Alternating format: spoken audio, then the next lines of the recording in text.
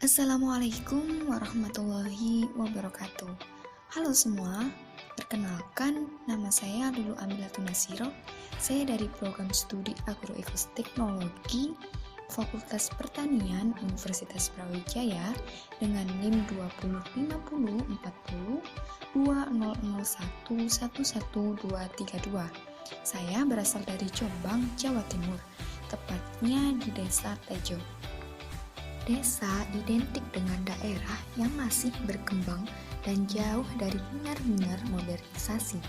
Tapi jangan salah, sebagian besar di daerah Jombang sudah maju seperti contohnya daerah Wonosalam yang sudah mengembangkan tempat wisata seperti Wana Wisata Sumber Biru, Kampung Jawi, Agrowisata Durian Pisang Jombang, dan masih banyak lagi.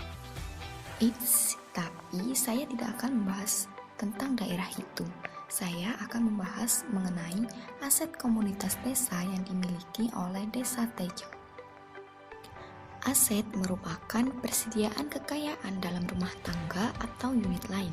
Nah, sedangkan aset komunitas desa merupakan aset yang ada dan dimiliki oleh masyarakat di suatu desa.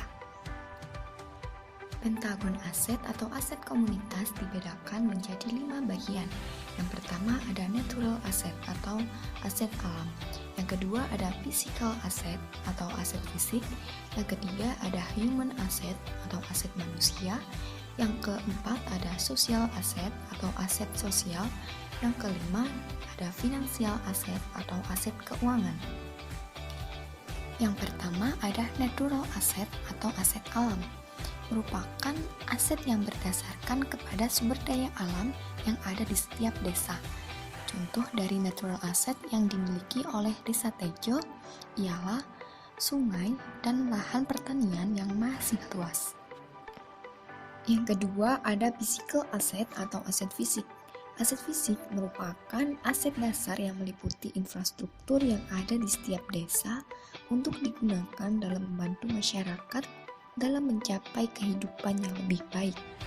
Aset ini dibedakan menjadi 2, yakni yang pertama ada aset building seperti kantor desa, KUD, BKD, pasar, gedung sekolah, dan juga masjid.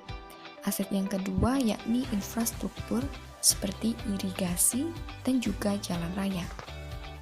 Yang ketiga ada human asset atau aset manusia. Aset manusia didefinisikan sebagai keterampilan, bakat, dan pengetahuan anggota masyarakat. Di Desa Tejo, sebagian besar penduduknya bermata pencaharian sebagai petani. Yang keempat, ada social asset atau aset sosial. Aset sosial ini mengacu pada hubungan sosial dalam suatu komunitas dan dapat merajuk pada kepercayaan, norma, dan jaringan sosial yang dibangun. Contoh dari aset ini ialah interaksi antara pemilik lahan dengan tengkulak ataupun interaksi pemilik lahan dengan petani yang menggarap lahan. Terdapat juga interaksi antara pedagang dengan pembeli di pasar. Aset sosial ini juga terdiri dari organisasi formal maupun informal, seperti contoh kelompok tani. Yang terakhir yaitu financial asset atau aset keuangan. Aset keuangan merupakan aset dasar yang ada dan dimiliki masyarakat dan dapat dimanfaatkan masyarakat desa untuk mencapai kesejahteraan bersama. Aset ini biasanya berupa KUD dan BKD. Nah, itulah aset yang dimiliki oleh Desa Tejo. Semoga informasi yang saya berikan dapat bermanfaat. Sampai jumpa. Wassalamualaikum warahmatullahi wabarakatuh.